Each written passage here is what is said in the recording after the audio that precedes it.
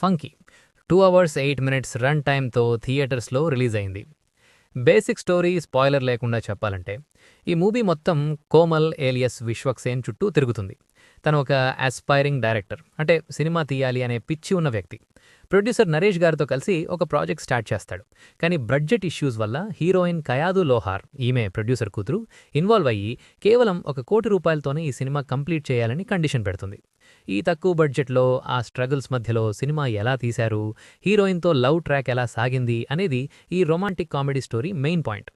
కథలో కొత్తదనం పెద్దగా ఏం లేదు, కానీ సినిమాలో వచ్చే డైలాగులు కొన్ని చోట్ల బాగానే నవ్విస్తాయి. భీమ్ సెసిరోలియో గారి మ్యూజిక్ అండ్ సాంగ్స్ ఈ సినిమాకి మెయిన్ పాజిటివ్ పాయింట్ అని చెప్పాలి.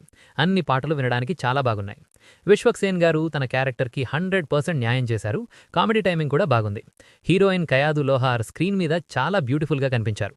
కానీ సినిమా ఎగ్జిక్యూషన్ విషయానికొస్తే నెరేషన్ చాలా ర్యాండమ్గా అనిపిస్తుంది. ప్రాపర్ స్ట్రక్చర్ లేకుండా ఎడిటింగ్ సీక్వెన్సెస్ ఆర్డర్ తప్పినట్టు అనిపిస్తుంది. వన్ లైనర్స్ మీద బేస్ అయ్యి సినిమా మొత్తం ల్యాగ్ చేశారు. ర్యాండమ్ సీన్స్ రావడం వల్ల ఆడియన్స్ కనెక్ట్ అవ్వడం కొంచెం కష్టం. మదర్ సెంటిమెంట్ సీన్ ఒక్కటి మాత్రం చాలా బాగా వచ్చింది.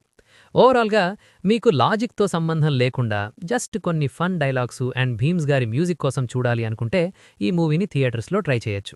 కానీ ఒక proper story or feel good love story expect చేస్తే మాత్రం డిసప్పాయింట్మెంట్ తప్పదు. నార్మల్ ఆడియన్స్కి ఈ మూవీ కొంచెం బోర్ కొట్టచ్చు. అండ్ ఫ్యామిలీ మెంబర్స్తో కూడా ఈ మూవీ చూడొచ్చు. అడల్ట్ కంటెంట్ ఏం లేవు. అండ్ నేను ఈ మూవీకి ఇచ్చే రేటింగ్ 2.5 స్టార్స్ అవుట్ ఆఫ్ 5.